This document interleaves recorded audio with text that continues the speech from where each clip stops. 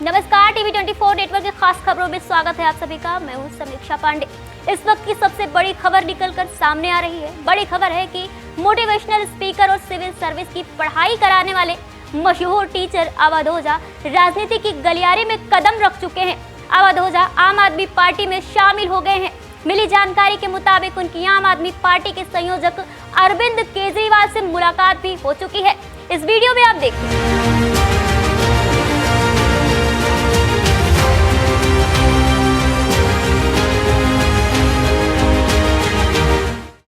सबसे पहले मैं आम आदमी पार्टी और आम आदमी पार्टी के सर प्रमुख अरविंद केजरीवाल जी, मनीष सिसोदिया जी, सबको सहृदय से धन्यवाद देता हूं कि उन्होंने मुझे राजनीति में आकर शिक्षा के लिए काम करने का अवसर दिया है। शिक्षा एक ऐसा माध्यम है जो परिवार, समाज और राष्ट्र की आत्मा है। जितने भी देश दुनिया में महान हुए, उनकी पृष्ठभूमि में कहीं ना कहीं शिक्षा का योगदान रहा।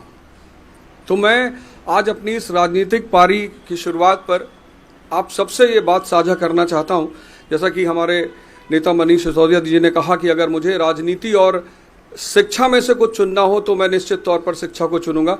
ऐसा ही कुछ उद्देश्य मेरा भी है और राजनीति में आकर शिक्षा का विकास मेरा सर्वोत्तम उद्देश्य है। धन्यवाद। वीडियो में आपने देखा कि अवध ओझा की फॉर्मल ज्वाइनिंग हो चुकी है, इसलिए अवध ओझा दिल्ली की किसी विधानसभा सीट से चुनाव भी लड़ सकते हैं। हालांकि किस सीट से चुनाव लड़ेंगे अवध ओझा ये अभी तक साफ नहीं हुआ है, लेकिन कहीं ना कहीं ये खबर मायने रखती है उन शिक्षकों के लिए जिन्होंने इन्हें गुरु माना है, जिनके लिए एक टीचर और एक नेता में काफी अंतर होता है। सवाल ये उठता है कि क्या सोचकर इन्होंने पॉलिटिक्स में आने को सोचा, और वो भी केजरीवाल का दामन क्यों सुहाना लगा अवध ओझा को। अब अगर बात की जाए अवध ओझा के बारे में कि ये कौन है और ये अक्सर सुर्खियों में क्यों बने रहते हैं, तो इसके बारे में आइए बात करते हैं। अवध ओझा का पूरा नाम अवध प्रताप ओझा है और ये यूपी के गोंडा शहर से बिलोंग करते हैं। अब इसने आप सब ने कभी ना कभी अवध ओझा के वीडियोस देखे होंगे, इनके मोटिवेशनल स्पीच सुने होंगे, जिससे आप लोग काफी प्रभावित हुए होंगे। और इनके लेक्चर्स में जो बात छुपी होती है ये काफी गहराइयों तक होती है, जिसे समझने की लोग अक्सर कोशिश करते हैं। जरूर से अवध ओझा अपने टीचिंग और मोटिवेशनल से के जो अंदाज है उसी से जाने जाते हैं, उसी से अक्सर ये चर्चा में बने रहते हैं। सोशल मीडिया पर भी इन्हें काफ़ी पसंद किया जाता है।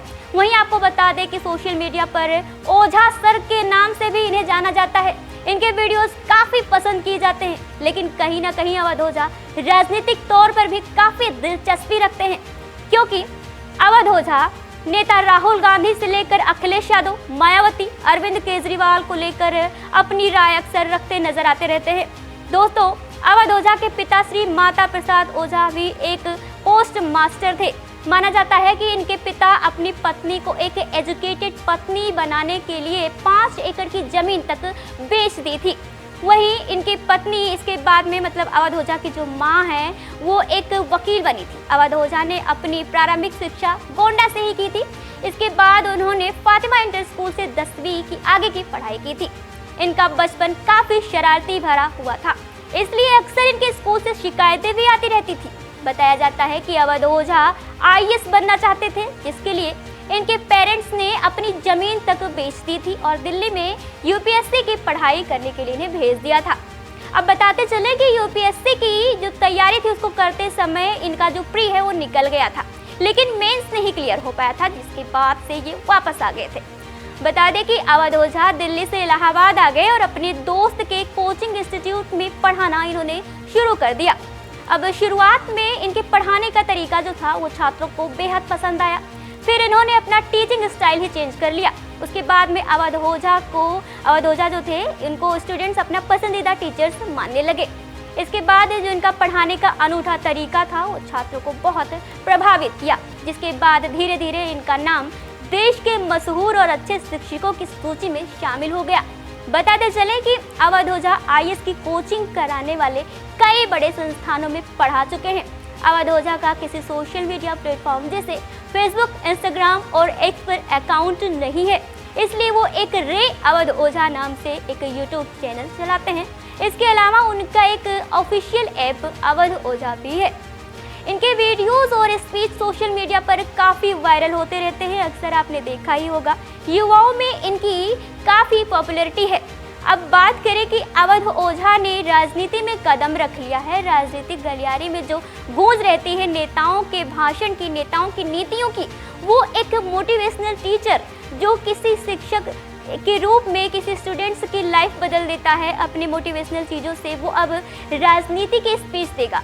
जिसके बाद में क्या, जिस तरीके से एक शिक्षक के रूप में स्टूडेंट्स इन्हें पसंद करते थे, इनकी मोटिवेशनल स्पीच को सुनते थे, इनके जो नॉलेज थे वो अपना लेते थे स्टूडेंट्स और आगे बढ़ते थे, जिस तरीके से क्या इनकी राजनेता बनने के बाद में भी अगर ये राजनेता किसी सीट से लड़े दिल्ली विधानसभा चुनाव में और अगर ये जीत गए तो क्या इनकी स्पीच को उतना ही पसंद करेंगे इनके जो चेले थे, इनके स्टूडेंट्स थे, ये देखना होगा।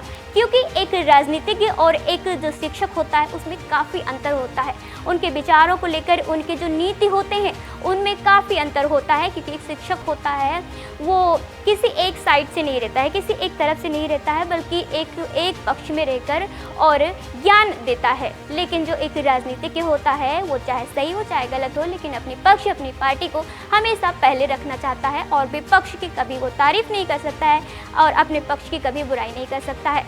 इसलिए मायने रखता है कि अवध ओझा एक मोटिवेशनल टीचर, एक जो शिक्षक थे अच्छे खासे, वो राजनीति में अगर कदम रख रहे हैं तो उनको सुनने वाले थे, उनको पसंद करने वाले थे, उन पर अपनी प्रतिक्रियाएं देने वाले थे, या फिर उनके गोंडा शहर के जो लोग उन्हें काफ़ी मानते थे, काफ़ी फेमस थे, कि हिस्ट्री बनने वाले थे कि अवध ओझा हमारे छोटे से गोंडा शहर से निकल कर और इतने बड़े टीचर बन गए हैं, इतने बड़े मोटिवेशनल, इतने बड़े नॉलेजेबल पर्सन बन गए हैं। उसके बाद में वो पॉलिटिक्स में जा रहे हैं तो कहीं ना कहीं नाम तो और करेंगे, कहीं ना कहीं और फेमस तो होंगे, पॉपुलर तो होंगे, लेकिन जो विचार हैं वो उनको सुनने वालों के अब चेंज होंगे अवध ओझा के लिए।